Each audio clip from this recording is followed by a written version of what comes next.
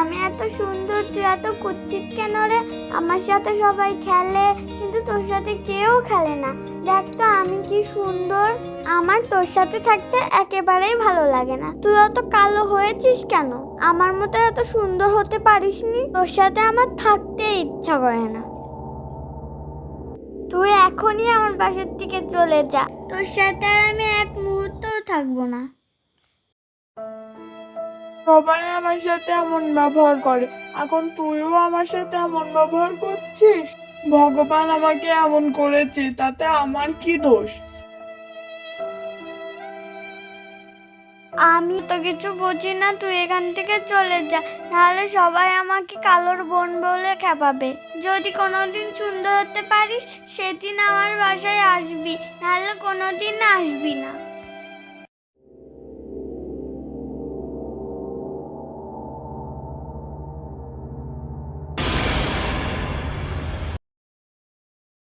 চলে গেল, ভালোই হলো।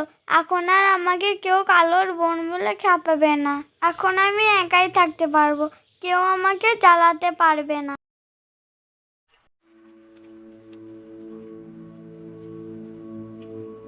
বোন আমাকে এমন ভাবে অপমান করলো, যাকে আমি এত ভালোবাসতাম সে আমার সাথে এমন করলো।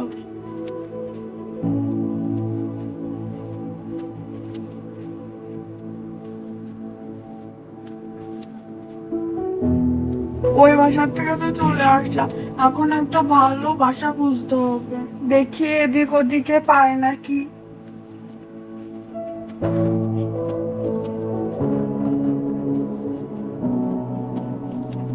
না, এখানে কোনো বাসা নেই। দেখি সামনে এগিয়ে দেখি কোনো বাসা পায় নাকি।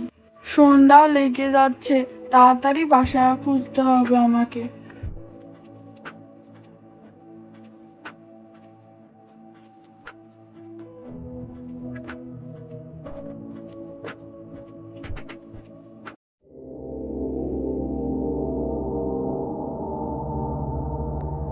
ওরে বাবা, এত বড় বাসা!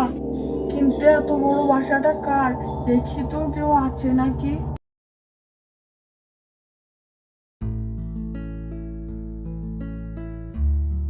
না, কারোর তো দেখছি না।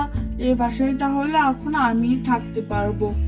যাক, ভালোই হলো, সন্ধ্যার আগে বাসাটা পেয়ে গেলাম।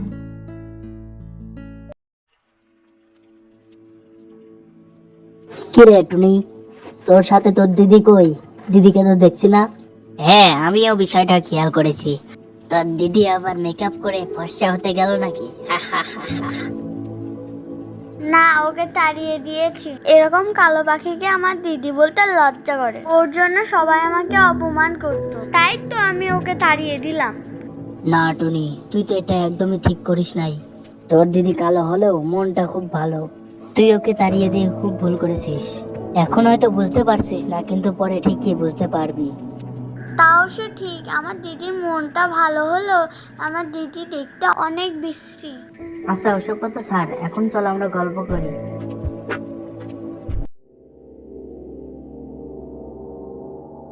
সন্ধ্যা লেগে যাচ্ছে, এখন ঘুমিয়ে পড়তে হবে। কি জানি বোনটা কি করছে, কালকে লুকিয়ে দেখে আসলেই হবে। যাই হোক, এখন ঘুমিয়ে পড়ি।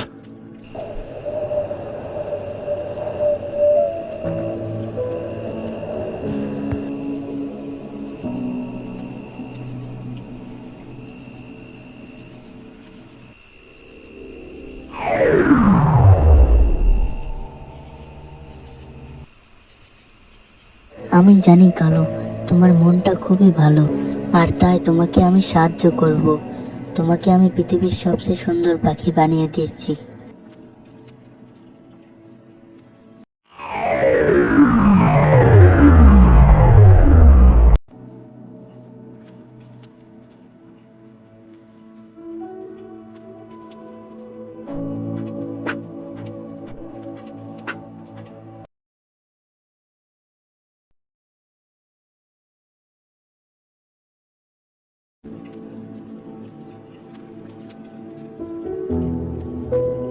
সকাল হয়ে গেছে, যাই বোনকে একবার দেখে আসি।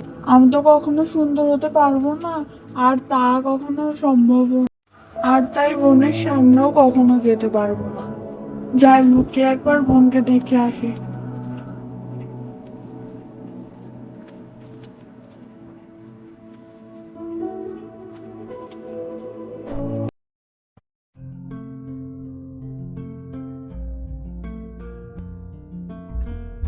ওই তো দেখছি পিঙ্কি গাছের ডালে বসে আছে, ওর কাছে একবার বোনের কথা জিজ্ঞেস করি।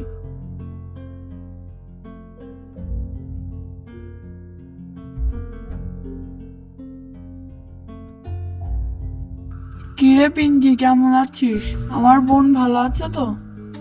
কিন্তু আপনি কে, আর আপনার বোনই বা কে? আমি তো ঠিক চিনতে পারলাম না।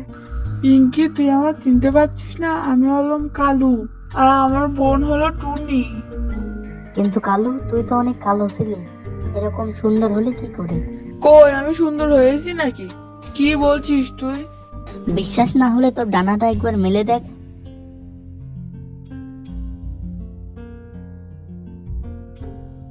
তাই তো, আমি সুন্দরী হয়ে গেছি।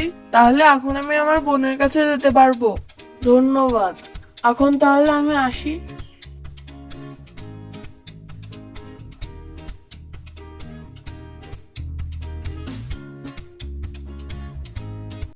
আমার আর ভালো লাগছে না রে।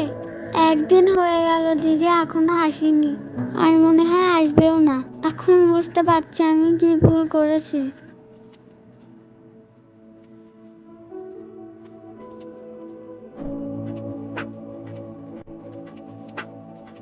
বোন, তুই আমাকে বলেছিলি না সুন্দর হয়ে আসতে? এই দেখ, আমি সুন্দর হয়ে এসেছি। এখন তো তোর আর কোনো সমস্যা হবে না। দিদি, আমি বুঝতে পেরেছি এটা তুমি।